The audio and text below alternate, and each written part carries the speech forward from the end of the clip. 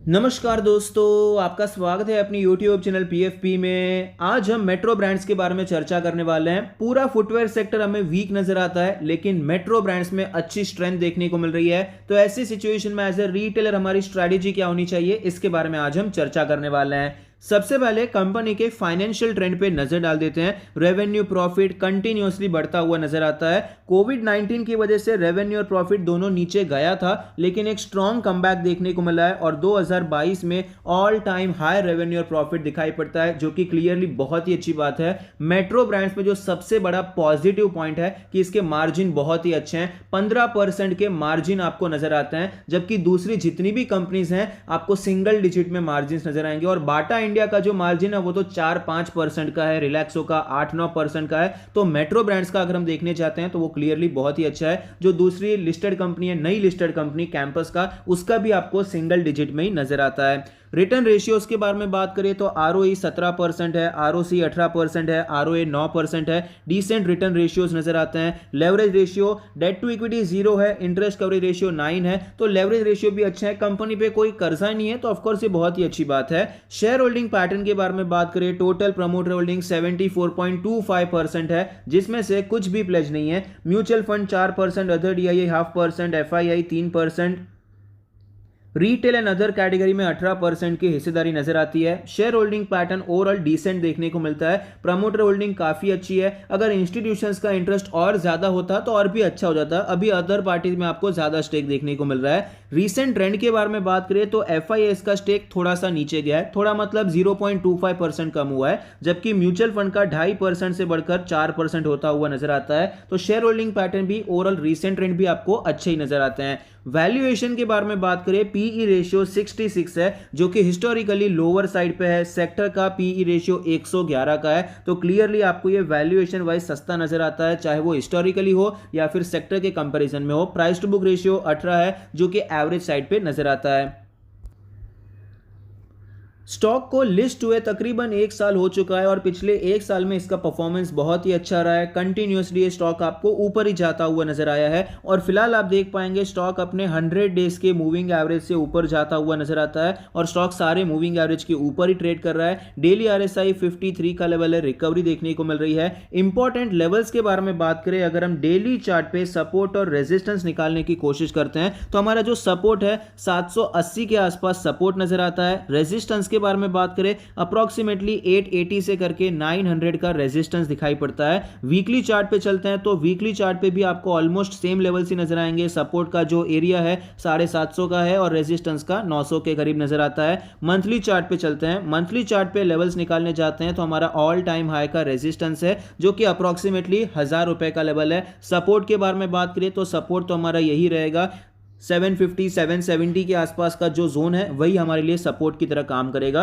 तो फिलहाल स्टॉक में हमें क्लियरली पता चलता है स्ट्रेंथ तो है। देखिए यहाँ पर भले ही गिरावट देखने को मिली है, 1000 रुपए के लेवल से 800 पे आ चुका है, 20% नीचे आया है, थोड़ी सी रिकवरी आई है। लेकिन जब हम फुटवेयर सेक्टर के बारे में बात करते हैं, बाकी स्टॉक्स आप देख सकते हैं, रिलैक्सो कितना ज्यादा गिर चुका है, 1400-1500 के लेवल से 1000 के भी नीचे ट्रेड कर रहा है। बाटा इंडिया में भी गिरावट है, लोअर लेवल्स पे है। कैंपस काफी अच्छा चल रहा था, लेकिन उसके भी रिजल्ट्स है, उसके बाद वो भी काफी ज्यादा क्रैश होता हुआ नजर आया।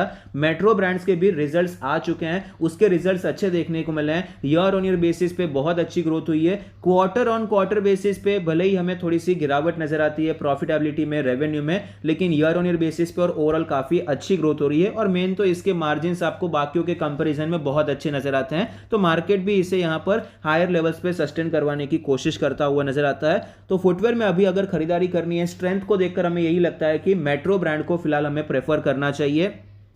तो किस हिसाब से हमारी स्ट्रैटेजी होनी चाहिए, देखिए अगर हम शॉर्ट टर्म के लिए स्विंग ट्रेड के लिए काम करना चाहते हैं तो फिलहाल यहां पर जो लेवल्स हैं, सपोर्ट का लेवल जो हमने मार्क किया था 770 800 का ये जोन है हमारे लिए। स्विंग ट्रेड का जो रेजिस्टेंस है 880 से करके 900 का जोन हमारे लिए रेजिस्टेंस हो जाता है। और फिलहाल ये स्टॉक बीच में ट्रेड कर रहा है, ना ही सपोर्ट के आसपास है ना ही रेजिस्टेंस के ऊपर है।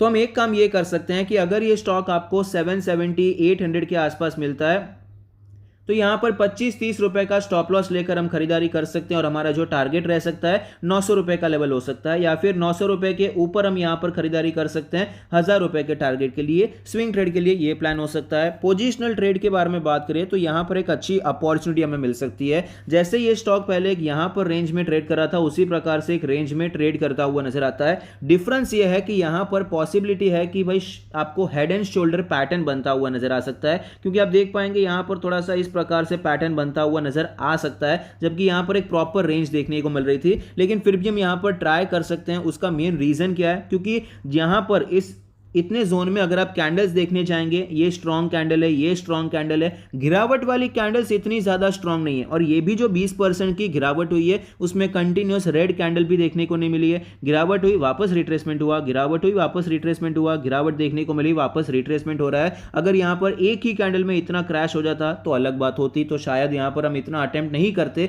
लेकिन फिलहाल यहां पर स्लो गिरावट देखने को मिली है, तो स्टॉक वापस मोमेंटम ऊपर की साइड पे कंटिन्यू कर सकता है। और स्टॉक में ऑलरेडी एक्चुअली एंट्री बन गई है, क्योंकि ये गिरावट हुई, ये सपोर्ट लेवल था जहां पर एक्सपेक्टेड था कि यहां से बाउंस आना चाहिए। 2 हफ्ते तक पॉज लिया और इसका हाई हमें क्रॉस होता हुआ नजर आया है, और उसके ऊपर एक्चुअली कैंडल भी क्लोज हो चुकी है। तो फिलहाल यहां पर हम चाहें तो करंट मार्केट प्राइस पे खरीदारी कर सकते हैं। स्टॉप लॉस क्या लेना होगा, स्टॉप लॉस हम लेंगे 765 770 के करीब हम स्टॉप लॉस लेंगे। टारगेट क्या होगा हमारा, टारगेट यहां पर अगर आप पोजिशनल ट्रेड के लिए प्लान कर रहे हैं तो यहां पर 1:3 1:4 का टारगेट रख सकते हैं। 1000 रुपए का टारगेट रखने की जरूरत नहीं है, ये ऑलरेडी 2 बार टेस्ट हो चुका है लेवल। इसके ऊपर के टारगेट हमें रखने चाहिए। ऊपर के मतलब यहां से रेंज जो है 200 पॉइंट की रेंज है, तो 200 पॉइंट और हम एक्सपेक्ट कर सकते हैं। 1200 का टारगेट आप रख सकते हैं, 1150 1200 ये zone as a target zone आप कंसिडर कर सकते हैं। पोजिशनल ट्रेड है, देखिए टाइम तो लगने वाला है, इतना बड़ा टारगेट है तो टाइम भी लगेगा। ऐसा नहीं है कि भाई एक ही महीने में एक्सपेक्ट करना चाहिए, 4-5 महीने 6 महीने आपको देने चाहिए। अगर 1 साल भी लगता है तो मेरे हिसाब से खराब रिटर्न्स नहीं है, बहुत ही अच्छे रिटर्न्स हैं।